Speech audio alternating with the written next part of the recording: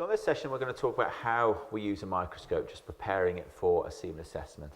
Now, just to start with, when you're getting a microscope, you want to try and find one that's got the right optics and the right magnification. When we're looking at semen, I tend to look at it usually around about times 400. Some people look at it times 200, so that's times 40 on the optic here, and on the eyepiece times 10. The other thing when you're looking at semen, which is really important, that you want a warm stage. If you're looking at the semen cold, you're not going to get a true perspective of what that semen is. So we want to make sure this is warmed up to at 37 degrees, and that way the semen is going to be looking how it should be with motility.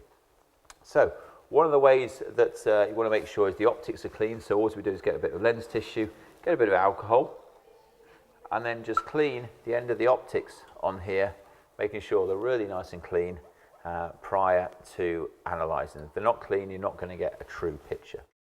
It's very difficult to focus straight in onto semen, so the best way of doing it is just putting an X with a black marker pen onto your slide, put it onto your stage.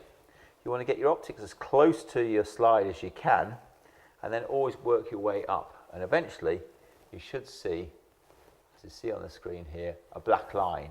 And once you've got that black line up there, the X, you then know you're pretty close. So then you can go and get a bit of semen and put a drop on there and carry out your semen assessment.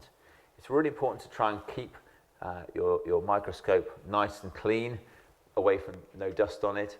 This is something you're going to be using on a daily basis, obviously analysing semen. If it's not kept in a good state, you're not going to get necessarily the right measurements that you need.